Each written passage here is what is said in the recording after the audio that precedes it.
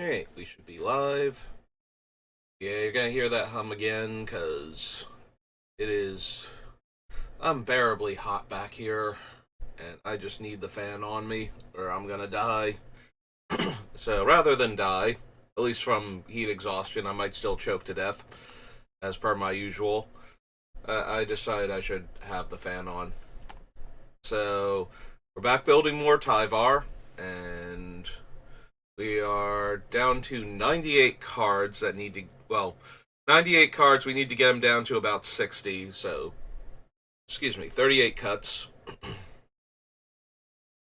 And we are getting to that part where everything is in the deck for a reason, and I don't want to cut anything, so we're going to have to try and figure out what we can afford to get rid of. Looking at you, Priest of Titania.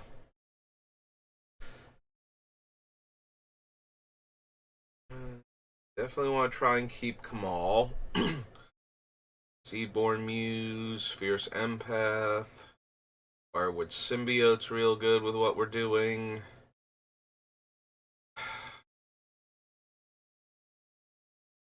Like, it could be Tooth and Nail, but at the same time, I feel like Tooth and Nail... We have too many things in the deck that we can tutor for and put into play with Tooth and Nail still, where it basically wins us the game. With everything else we have going on. 1,000-Year Elixir, Umbral Mantle goes infinite, Woodfall Primus, Elvish Visionary, Maelstrom Pulse,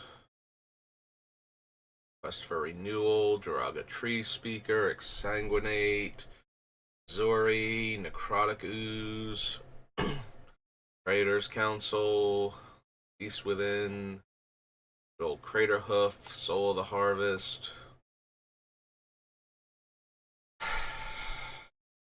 All of these have a place in the deck right now, and I'm going to be very sad when we cut them.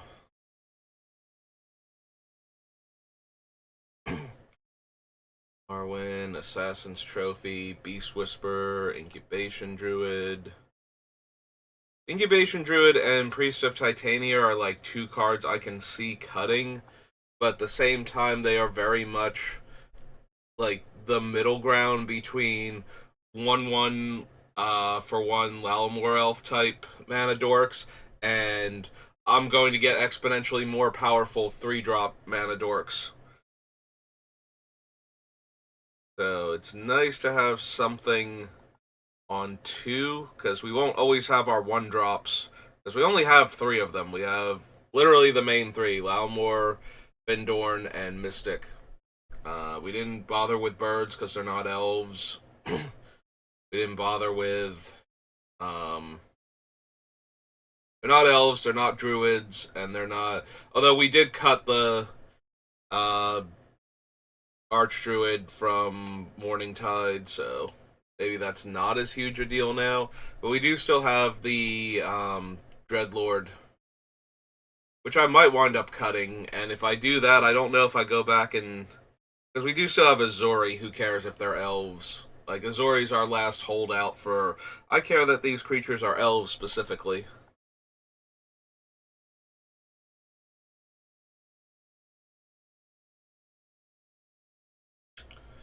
Vorinclex, Ranger Class, Glorious Sunrise, Dugan, Shigeki, Leaf Crown Visionary. Oh, Leaf Crown Visionary also cares if it's an elf, both for the buff and more importantly for the card draw. Yeah, no, we still care enough if they're elves that they need to be doing a lot better if they're not elves. And Birds of Paradise having flying, nope, but no power, and tapping for black in addition to green isn't quite getting there. On a Shaman, Swiftfoot Boots. Yeva might be able to go. Formation Sage, Soul of New Phyrexia, Vivian Reed. Vivian also might be able to go. We cut a bunch of the other planeswalkers. We're keeping Jubilant Brawler because he gives our creatures the ability to tap for mana immediately as though they had haste, so that helps a lot.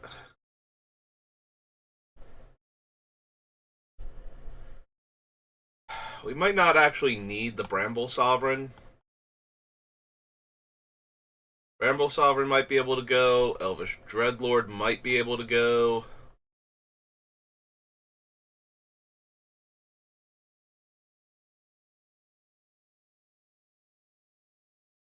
Stonehoof Chieftain. Maybe.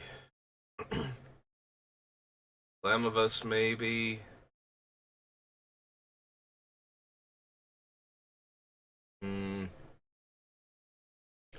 If we cut Elvish Dreadlord, our only ways to sweep away a large number of creatures becomes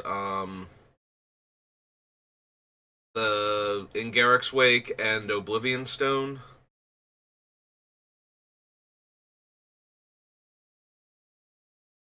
And I don't think I want to add Plague Wind, although I could. Yeah, I don't want to wrath our board away, is the biggest issue. Like, I'll let other people do that for me.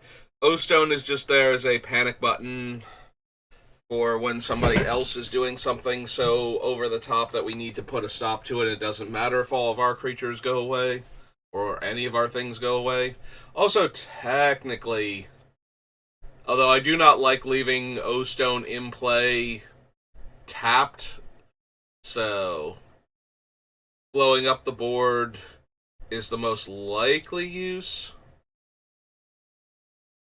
But putting the Doom counters or whatever they are on our things in order to save them from the O-Stone is technically an option. It is my least favorite option with O-Stone, though. Like, I would much rather blow up the board immediately if I need to do that than put a Oblivion Stone down and start putting counters on my stuff. Just as a general rule.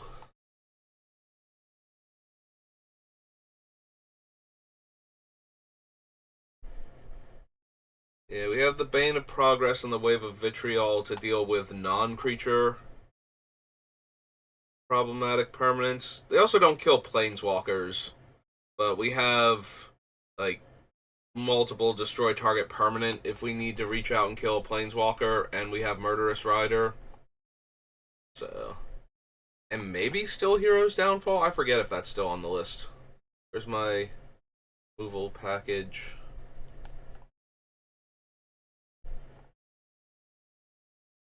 Also, I don't think I updated this list because I'm pretty sure I got rid of Freyleys and I saw her down here somewhere.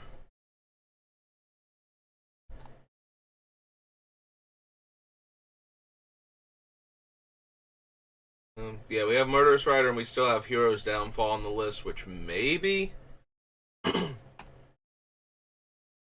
Let's see, we have 1, 2, 3, 4,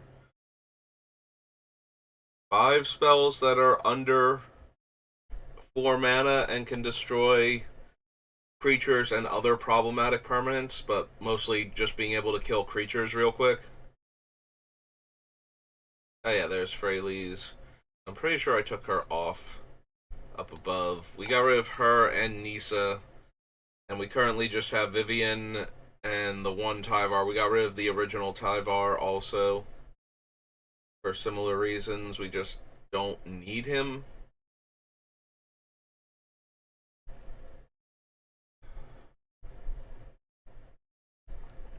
We currently have Craterhoof Behemoth, Kamal, and Azori.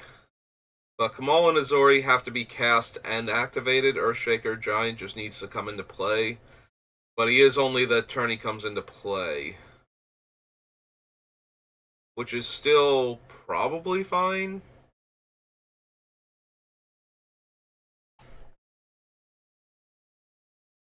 And some of us might go. It's not terrible in this deck. He certainly does work. The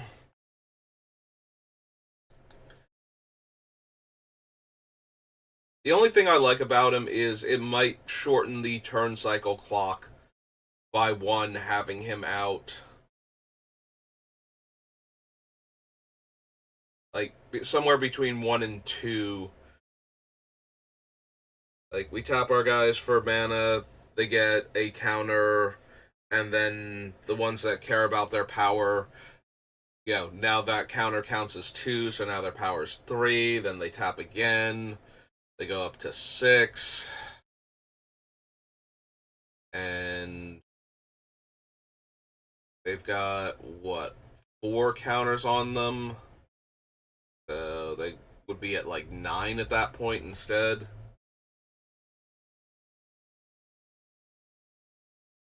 Because their base power and toughness doesn't get doubled. Alright, it's a 1/1, it taps for 1, it gets a counter. So it's got 1 counter on it. Next turn it taps for 3. So now it's got 5 counters on it. He doubles that to 10. The creature's base power is 1, so that's 11. Okay.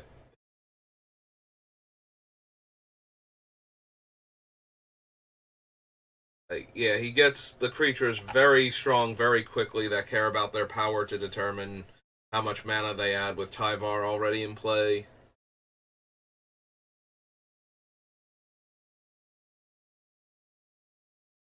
Hmm.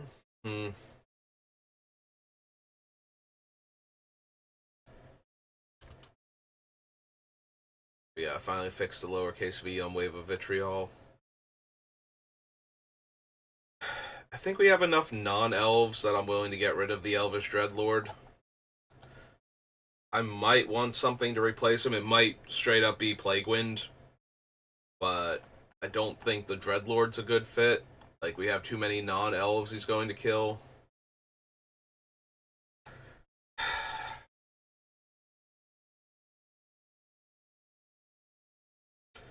So Bramble Sovereign is really good with doubling season, because now it's going to make token copies, multiple token copies of every creature we play after the Bramble Sovereign for 2 extra mana. We don't have a ton of legends either. We have like Selvala, Azori, Yeva. Um, do we have any other legendary creatures? Kamal, Kamal and Azori, Tyvar, Yeva. Hmm. Oh, and Marwyn. Marwyn is one of the mana dorks that counts power, but is herself a legendary elf. I think that's all of them.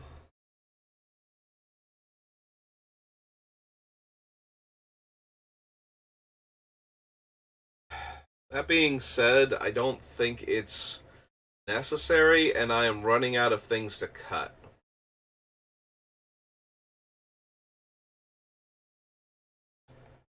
Yeah, no, I can see cutting Bramble Sovereign. It does allow for some very very silly things with doubling season. Like if we copy the Clamavus from the Warhammer set, and so we wind up with 3 of those, and we're doubling the number of counters I put on things. Like that's 1 turn cycle now to basically generate 100 mana, more or less. So, but that seems very fragile. That's something that can easily get blown up. I keep coming back to that, but I'm really concerned because once you put out like 4 creatures that create this kind of board state, the need to wrath gets very high, and anybody who has one is going to do it. And we can't always have the various protection spells, heroic intervention, inspiring call, I think it is, or the soul of new Phyrexia, just sitting there ready to go.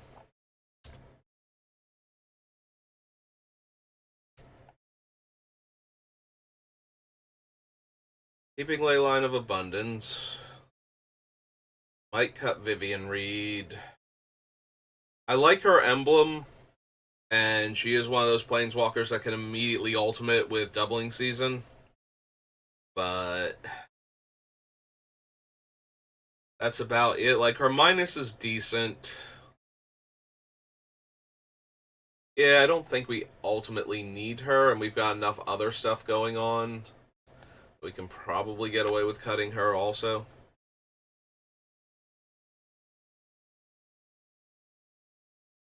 The Swiftfoot boots. It's also possible we cut the Swiftfoot boots. We already have Lightning Greaves, and Lightning Greaves is very important to the deck because we can play a Mana Dork, equip Greaves for free, tap for mana, and then when we're doing the shenanigans with like Cloudstone Curio, we get to bounce that Mana Dork back and replay it and draw the cards off of the other things that let us do that, and then tap it for mana again. That does not work with Swiftfoot Boots, and most of our creatures don't tap for more than one mana immediately upon coming down, unless we have like Tribute to the World Tree out, and it's one of the ones that cares about its power. And even then, they cost 3 and tap for 3 a lot of the time, so. So yeah, Swiftfoot Boots doesn't actually work with those.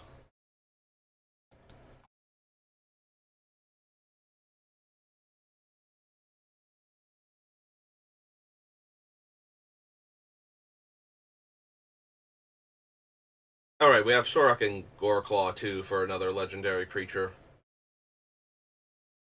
Let's give out Haste and Trample, +1/+1 counters. So basically everything that we want to do.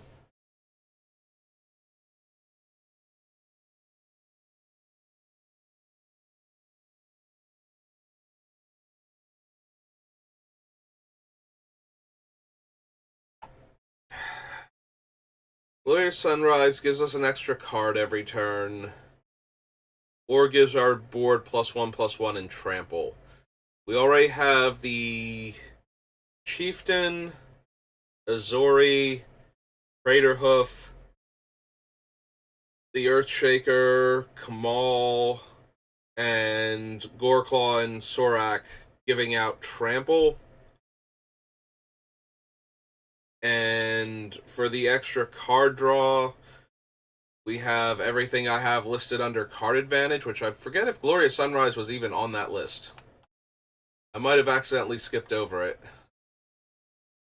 Right, we've got Scroll Rack with all of our shufflers, Primordial Sage, Soul of the Harvest, Praetor's Council, Inspiring Call, Duskrot's Recruiter, Armorcraft Judge, the Vizier, because we have enough deck manipulation, Beast Whisperer, Great Henge, Ranger Class, Shigeki, Leaf Crown Visionary, Tribute, and we just cut Vivian Reed. So I think we can cut Glorious Sunrise also and still have enough. Oops. R not D. Glorified. Glorious Sunrise. Yeah, I think that one can go. Because what are our other options? Gain a small amount of life or make one of our forests tap for triple green when we already have 5 mana. Like, maybe it's got a little bit of extra merit when we were animating lands with certain effects, but it is primarily in there for either the +1/+1 and trample or the draw card, and we have enough of both of those left in the deck that I don't think we need them.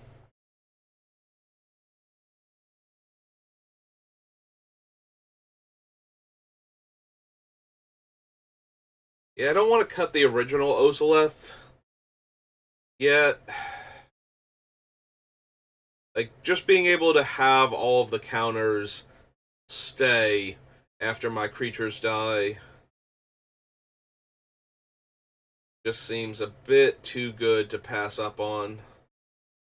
And it's not even dying either. They can get bounced or exiled, and I would still get all the counters. And be able to just drop them. Like, the ideal would be to play one of the mana dorks that taps based on its power and just dump all of the counters onto it and then use it for mana. Main phase 2 with, like, any of the haste effects we have. That's the ideal recovery from our board getting swept with the Ozolith.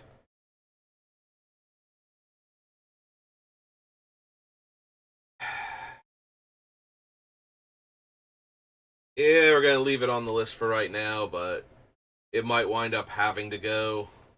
Some things have, like, things just have to go, and I don't know what to cut anymore because I like everything we have on this list. But we kind of need lands also, in order to cast the mana dorks in order to get this ball rolling.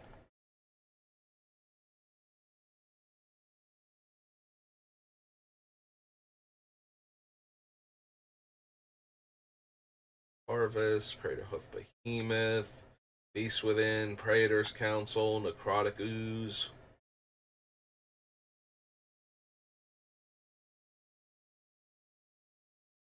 Story, Exsanguinate. I'm wondering if we cut Shigeki. We have the Eternal Witness, the Timeless Witness, and Praetor's Council to get back cards that we've lost. Like, I did want the Shigeki as another thing, and we certainly can generate the mana necessary to get multiple cards back with him and actually use them in the same turn, but I'm looking for cuts, and I'm pretty desperate to find them right now, so. Shigeki might, yeah. I think Shigeki.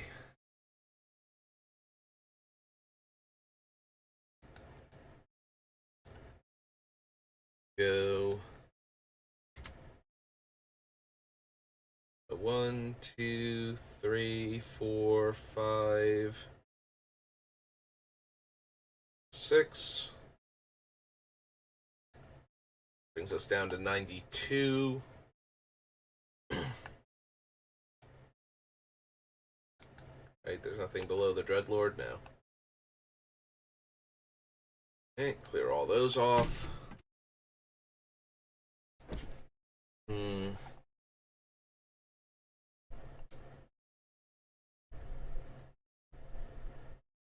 Alright, do we need Worldly Tutor? Or Vampiric Tutor, for that matter? Let's start asking some real questions now about this deck. We have plenty of ways to tutor creatures to begin with.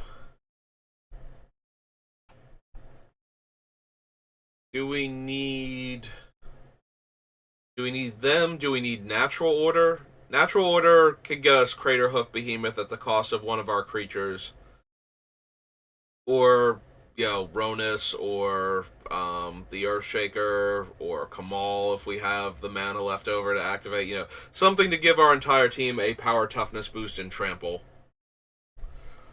Usually it's going to be Craterhoof, but just in case he's stuck in our hand and we're stuck at, 7 mana of the 8 we need to cast him. I think he's 3 green and 5. So yeah, if we're stuck on mana and we need a Natural Order for something else,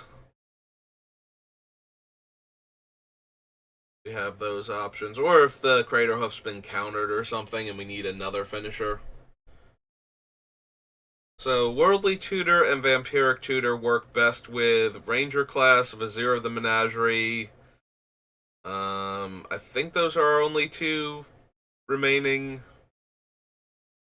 future side effects, where putting the card on top is as good as drawing it. And then we also have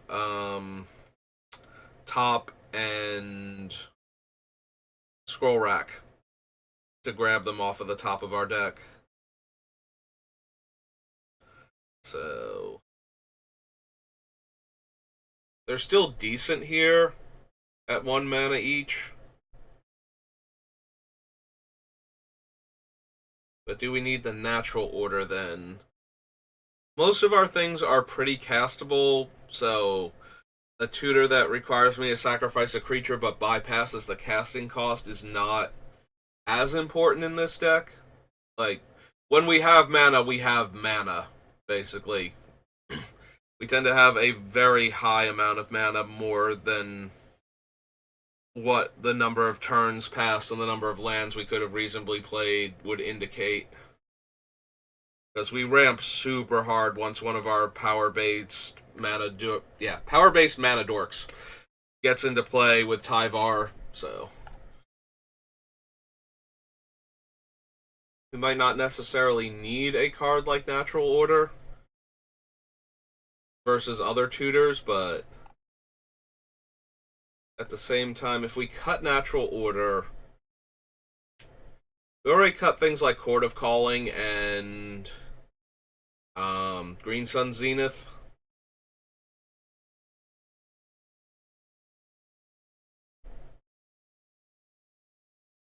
I'm not even sure that that's correct. Maybe we would rather have Green Sun Zenith than Natural Order. Because either we can pay for the Crater Hoof anyway, and we don't have to lose one of our creatures, so the creature count stays high. Or we can I lost my train of thought now. Like, we can Green Sun Zenith to get... Oh, we can use it to get, like, the Mana Dorks early on. Because we do have a Dryad Arbor and, of course, all the 1-drops and 2-drops. Yeah, maybe Green Sun Zenith is better than Natural Order in this deck. We only have... What was it, like 4 black creatures? 3 black creatures?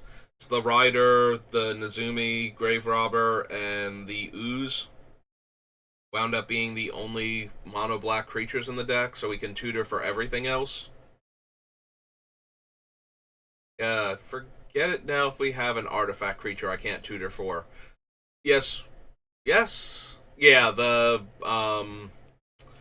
Cradle Clear Cutter counts as an artifact while it's in the deck. It's only green while it's in play if you prototyped it, so. I think that might be the only artifact creature left, though.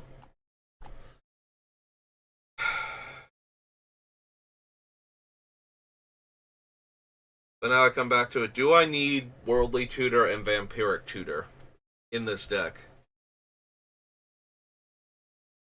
Like, they're certainly good in the deck. There's not anything wrong with having them in here. Because I feel like if I get rid of Natural Order, I'm replacing it with Green Sun Zenith.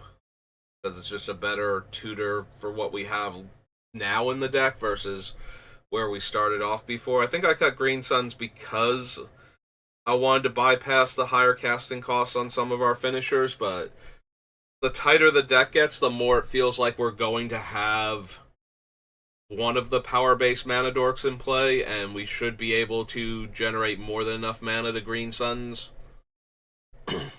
for a Crater Hoof Behemoth or one of the other variants. So we don't need to Natural Order out Crater Hoof to win. Excuse me. Order.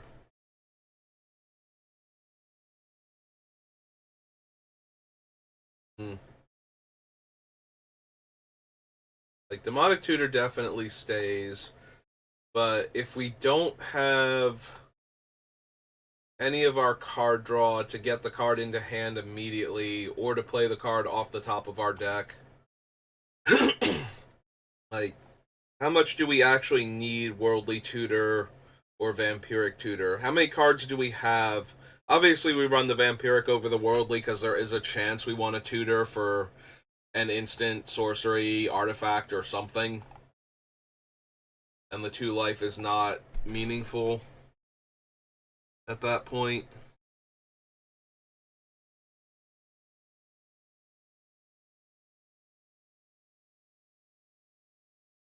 Do we actually need Worldly Tutor?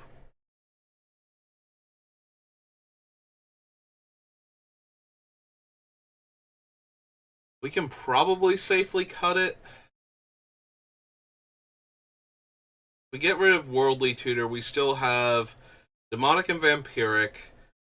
Assuming I cut the Natural Order and add Green Suns, we have Green Sun Zenith, we have Tooth and Nail, we have Survival of the Fittest, we have the elf that is a Survival of the Fittest.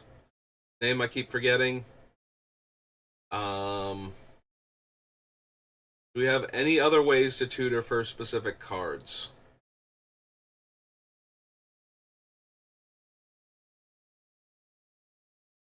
Let's see. Oh, right, we have Fierce Empath also to get creatures out of our deck.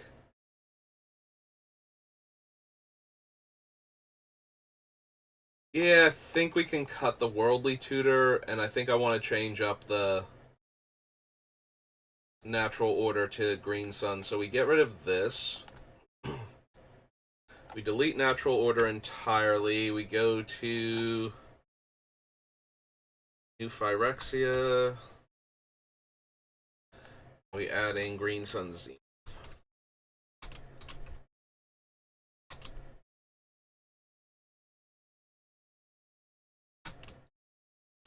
X green and a sorcery.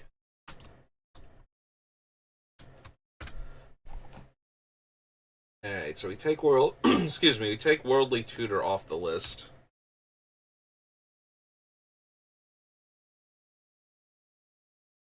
I think we leave Vampiric in, because Vampiric can get us Survival of the Fittest or Scroll Rack, so that we can take advantage of all of the deck manipulation that we have in order to get more cards and find what we need faster. It can also get us something like Gaia's Cradle or one of our other fancy lands. Which, considering we're a green deck, we don't actually do very well.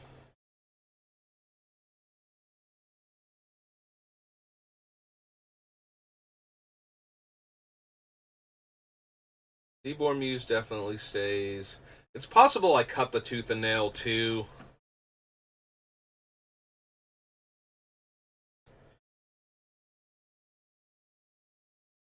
That's the other thing. We definitely want to leave Vampiric Tutor in for something like Staff of Domination. That way I can just win the game when I have infinite mana.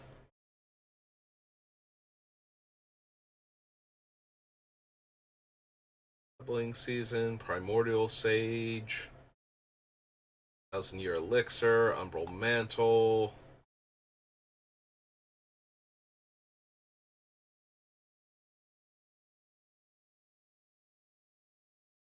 Maybe it's Necrotic Ooze.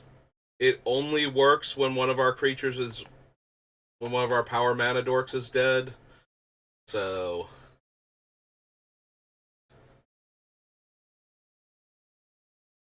it does have Azori. I'm looking at Azori right now. It's like it does have like Azori's abilities, and the I think she's Fauna Shaman is the living Survival of the Fittest. Would also be able to copy Kamal when he's in the graveyard. The Soul of New Phyrexia. Yeah, there's a lot of activated abilities I have that Necrotic Ooze could copy.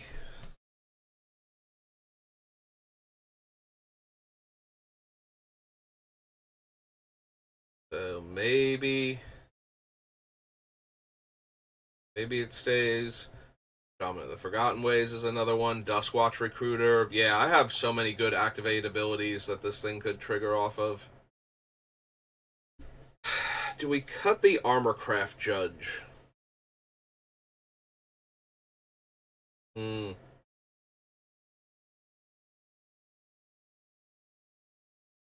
No, I think we can draw enough cards with Armorcraft Judge, especially with some of the other things we have in the deck, to put counters on our creatures. But even if we don't, all of our mana dorks can potentially draw us a card when Armorcraft Judge comes down.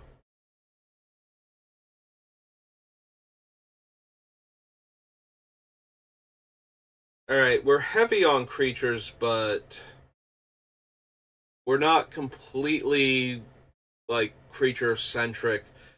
Could I cut the Vizier and the Ranger class?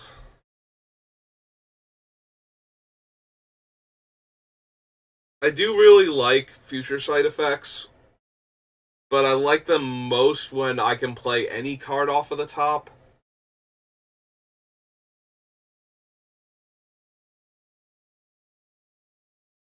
Like, we are very creature heavy, but let's see. We actually went through. We currently have 1, 2, 3, 4, 5, 6, 7, 8, 9, 10, 11, 12, 13. because the Arbor Elf is one, or the Dryad Arbor. 14, 15,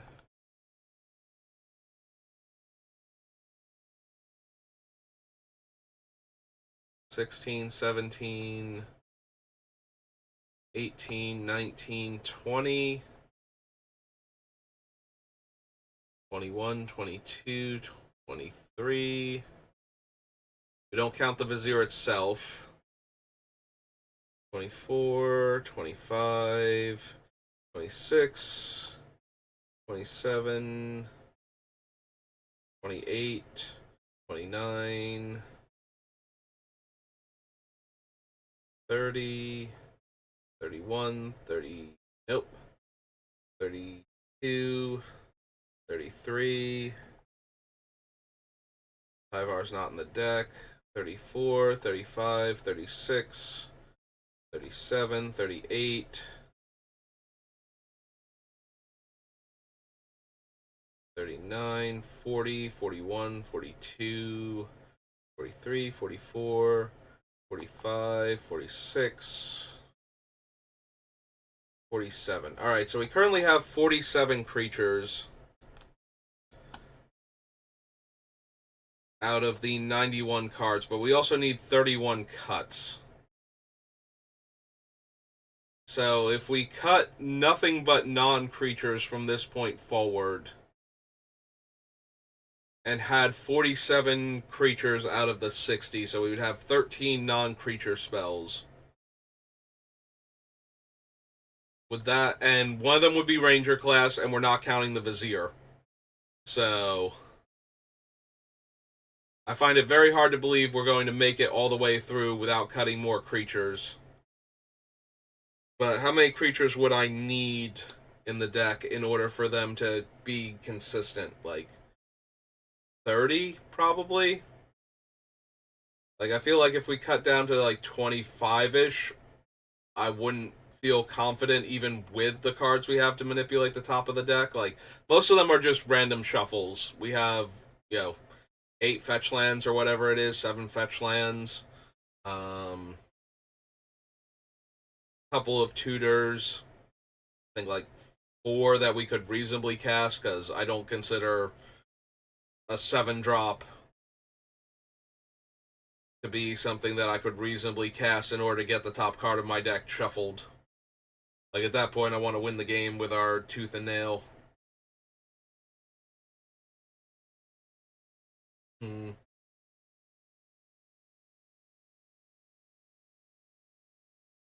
we're currently at 47 creatures. I feel like if I cut 17 creatures, which is a very real possibility when I need to cut 31 cards from the deck, that a bunch of them are going to be creatures. Because that is what we have the most of.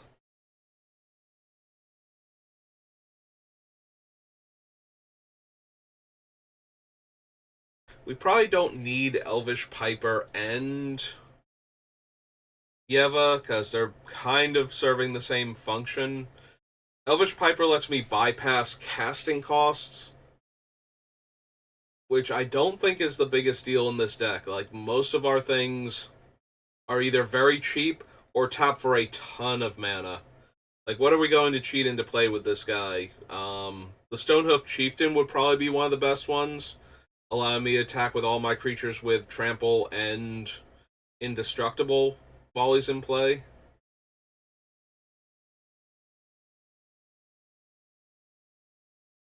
That seems reasonable.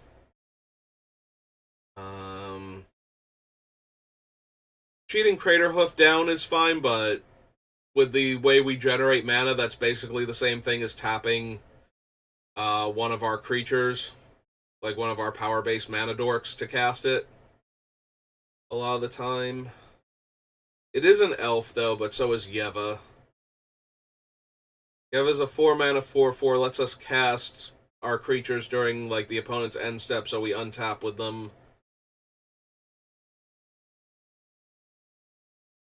And would still let us ambush our opponent's creatures that are attacking us with, like, surprise Crater, or not Crater Hoof, Stone Chieftain, Indestructible Giant Blocker. Um,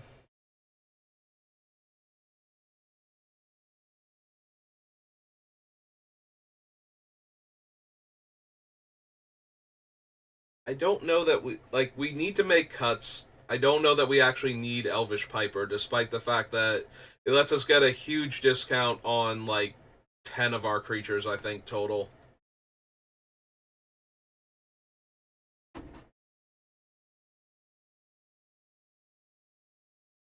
Which is still fine. So maybe we cut Yeva then? Yeah, I guess the potential to bypass casting costs is way better. And they're both like, oh, hey, I might suddenly have a creature that you weren't expecting is an on-board thing. So, also, as a minor side note, Yeva only gives flash to our green creatures, so Murderous Rider, the Ooze, the Nazumi, and I did have an artifact creature at Soul of New Phyrexia. So none of them could be flashed in with Yeva, where they could be put into play.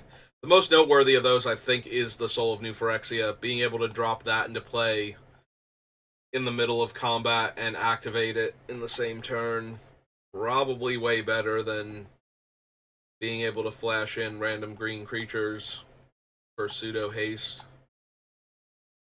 It is better if I was planning to cast multiple creatures, since she doesn't tap to do that, but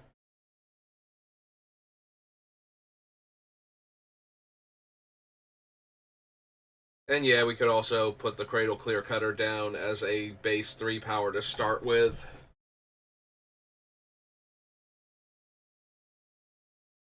Alright, so we cut 2 entire cards from all of that, so we're down to 89.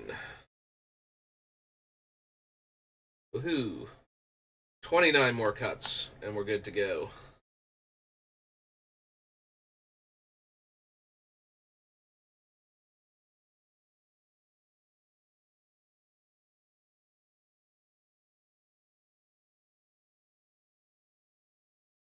I keep coming back to Priest of Titania and Incubation Druid, I think its name is, as our 2-drop mana dorks. And I can't help but wonder, like, can we cut them? Part of me says yes because we have like cheaper mana dorks and then we have the power based mana dorks, but that's still only accounting for like 10 total cards in our deck, I think. So having a middle ground of 2 drops that can tap for more mana consistently. Yeah, I think the problem was is that all of the non, like, I'm thinking of Priest of Titania and how she only taps for 1 green when she's by herself, but all of the other mana dorks that will tap for 2 mana require something else to be going on and are not themselves elves, so they would not benefit from Azori, Leaf Crown Elder, or Leaf Crown Visionary. I will eventually remember that's what its name is. And do we have one other elf matters? Oh, right, Tyvar himself, giving our elves Death Touch. So that's 3 cards in our deck that lose a little bit of utility if we had like a Rochi Merge Keeper or something. Something where it's very easy to get it to tap for multiple mana. Because it just needs to be modified at that point. And Tyvar will gladly help him out. Alright, so we cut those 2 off the list. We can clear them.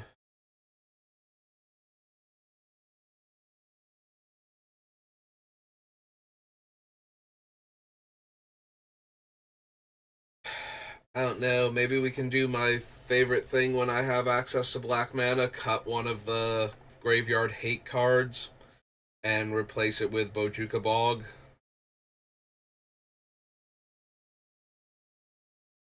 That way we have a backup graveyard hate card, but we just run the like scavenging ooze, I guess, out of the two of them.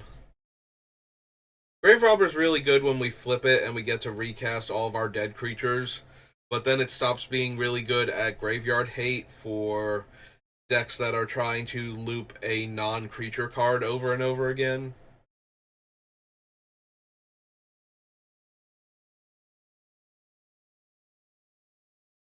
Hmm.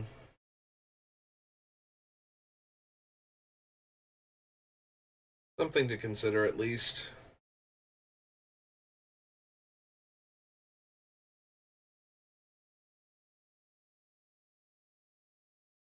I don't know, maybe it is Elvish Visionary. Like, we have enough other cards that draws cards when the thing comes into play. Visionary is not terrible because of um what's its name? The Wirewood symbiote. Letting us pick it back up to untap one of our elves that is hopefully one of the four that is a power mana dork.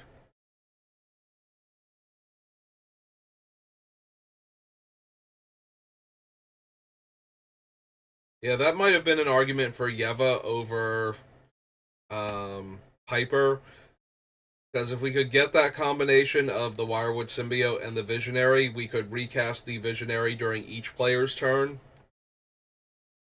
and draw extra cards, but I don't think that's good enough. And I'm starting to think that maybe Visionary can go.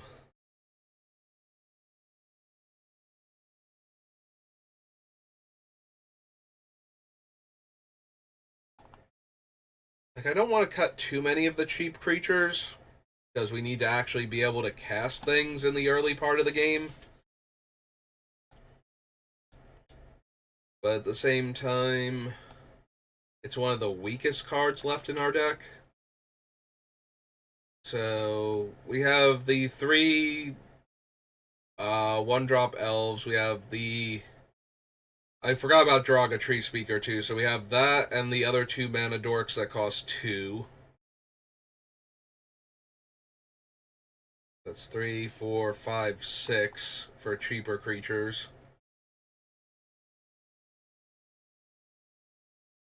Then we. Oh, is Gyre Sage only a two drop? That actually helps a lot. That gives me a. I keep thinking all of these are three drop elves or three drop creatures for the ones that for the power mana dorks, but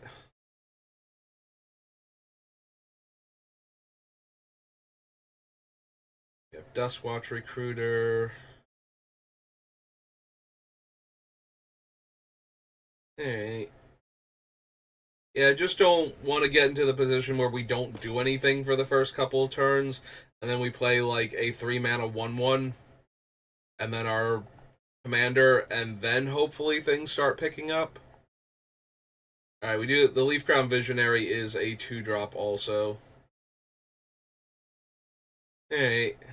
Got a few other things to do at the lower end that actually impact the board. I don't want to cut too many things like that, though.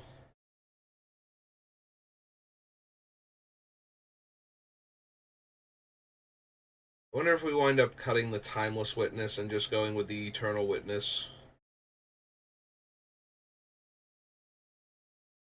Both of them are human shamans, and we cut the Shaman Matters mana producer, so we don't need them for that.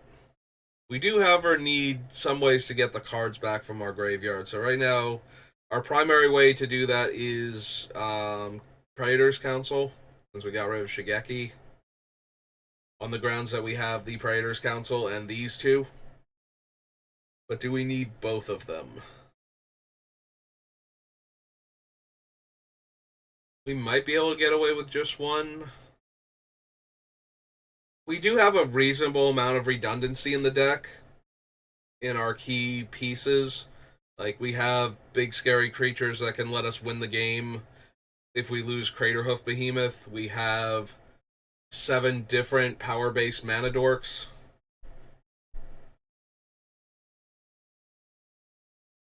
which I think might be some of the higher redundancy I've ever had in the key feature of the deck when there's a limited number of such cards available. Like, usually it's like, there are 3 cards that do this thing that would be good enough if we had any one of them in order for our combo to work. This one is just like, no, there are 7 of them, and we're running all of them. Yeah, okay, I can talk myself out of a Timeless Witness. I think we can still do fine with the other 2. Like, a cheaper regrowth in the Eternal Witness and a more pronounced card advantage. Oops. The 8. Are we down to 87? More pronounced card advantage thing from the Praetor's Council, getting us our whole graveyard back.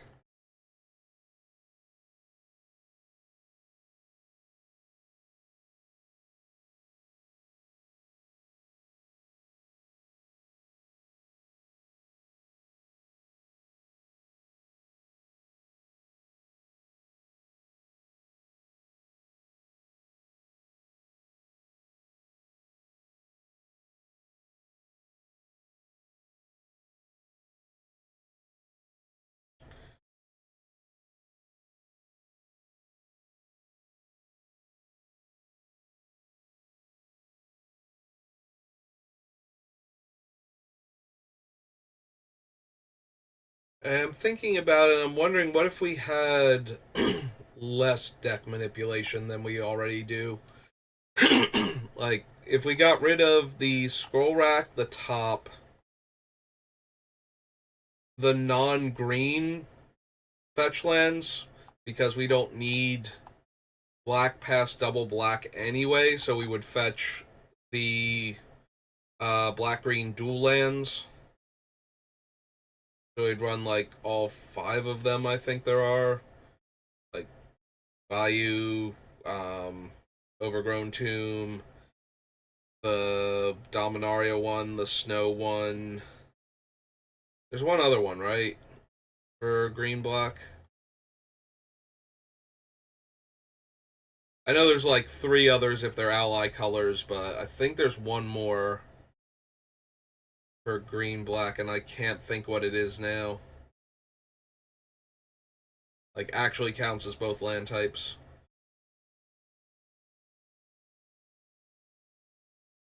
The Dominaria one, the snow covered one, the original duel, the Shockland.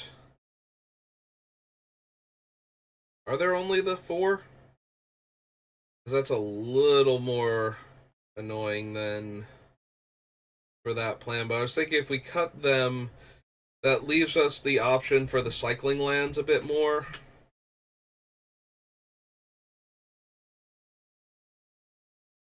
Because one of the things about this deck is when it generates mana, it generates a lot of mana, so we wouldn't need the extra lands. But now I can't think what the 5th type dual land is for black green, if there is one. Like, what subset of dual lands am I forgetting that exists?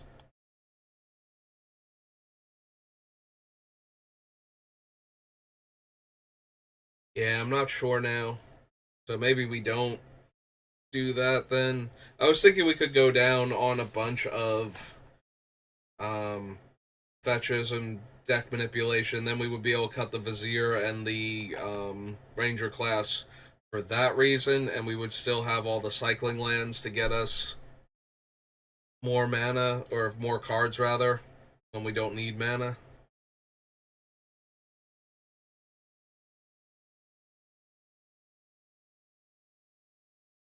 Yeah, if there's only 4 typed black green dual lands, then that's going to be an issue though for that. Because we do need double black to cast a bunch of our things, and I don't want to go too far down on the amount of black mana we have.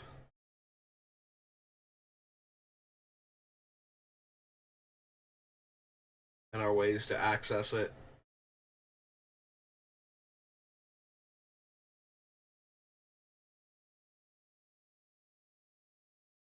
Hmm. Alright. Where are we at now? Almost an hour? Alright, I think I've slowed down enough for card selection that we can take a break. I do have to get my brother and get him to work, so I'll be off for a while.